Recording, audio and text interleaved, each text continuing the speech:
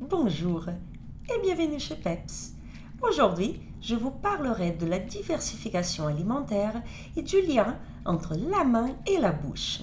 La diversification alimentaire est un grand moment pour les bébés qui jusque-là n'avaient expérimenté que du lait, voire de l'eau.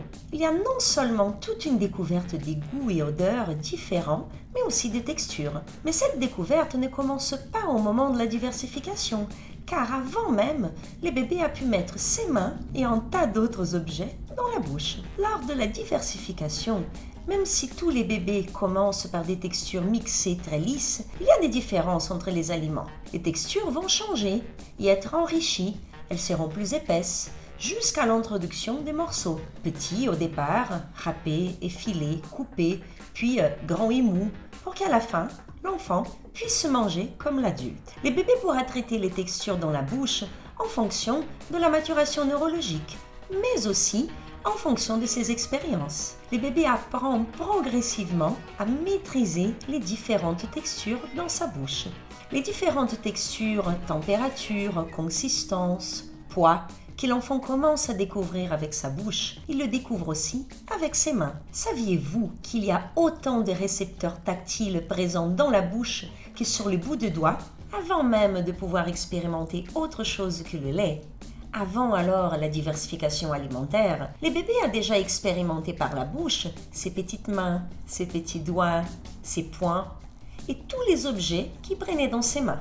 Dans les premiers mois de vie, tout objet attrapé finit quasi obligatoirement dans la bouche. Dur, mou, lourd, léger, rugueux, lisse, doux, les bébés le ressentent avec sa bouche et avec ses mains. Et ce va-et-vient entre la bouche et les mains est non seulement normal pendant la première année de vie, mais il est fondamental pour le développement.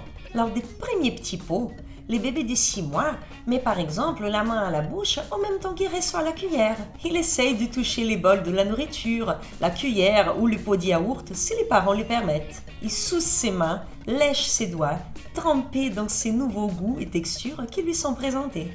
Il est fondamental que les bébés puissent faire ce type d'expérience. Porter les mains, puis les objets, puis les aliments à la bouche, c'est ce qui lui permettra plus tard de maîtriser la cuillère. À un moment donné, les mains et les doigts délèguent la sensation à la cuillère. Nos mains nous informent la qualité d'un objet.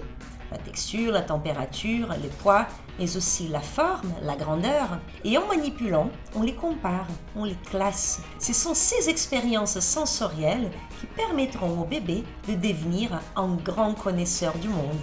C'est aussi après beaucoup d'expériences de ce type et bien sûr l'aide de l'adulte que le bébé va commencer à comprendre que certaines choses peuvent être mises en bouche et d'autres non. Mais cette compréhension viendra plutôt à partir de la 2e année de vie. Je continuerai à vous parler de cette question du toucher dans la prochaine vidéo. Si vous avez aimé cette vidéo, likez et partagez.